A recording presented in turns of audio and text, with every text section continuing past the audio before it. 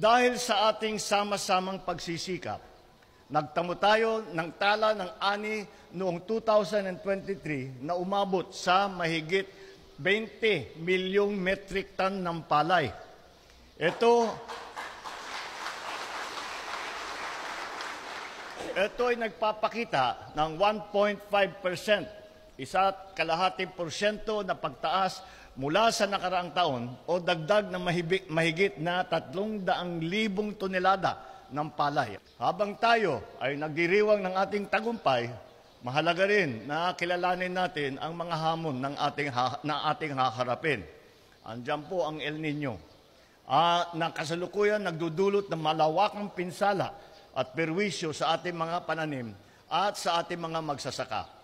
Inaasahan nating titindi pa ito hanggang sa susunod na buwan ng Pebrero. Tinatayag aabot po ng hanggang Hunyo nitong taon at patuloy na magdudulot ng malaking banta sa sektor ng agrikultura sa nalalabing buwan ng 2024. Gayunpaman, hindi tayo natatakot, sa halip buong loob at lakas at sama-sama nating haharapin ang El Nino. Ilan sa mga hakbang na ginagawa natin ngayon ay ang paglikha ng mga binhing umaayon sa pagbabagong klima.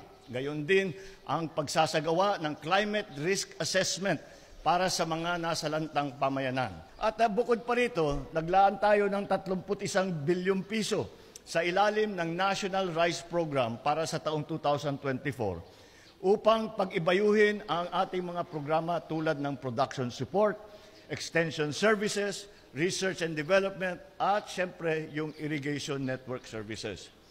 Patuloy rin natin gagamitin ang pondo mula sa Rice Competitive Enhancement Fund upang palakasin ang hanay ng ating mga manggagawa at magsasaka. Malaking bahagi ng pondong ito ay gagamitin sa pamamahagi ng makinarya tulad ng tiller, tractor, seeder, thresher, rice planter, reaper, dryer, at marami pang iba. Sa ating mga minamahal na nagsasaka, ang inyong dedikasyon, sakripisyo at sipag ay tunay na nagsisilbing inspirasyon sa ating lahat. Ang inyong mga kamay na masigasig na nagbubungkal ng lupang inyong sinasaka, ang siyang nagbibigay ng buhay at sigla sa ating sambayanan. Kaya't asahan ninyo na sasamahan kayo ng ating pamahalaan sa inyong pagsisikap nang makamit ninyo ang lahat ng inyong mithiin at mga pangarap.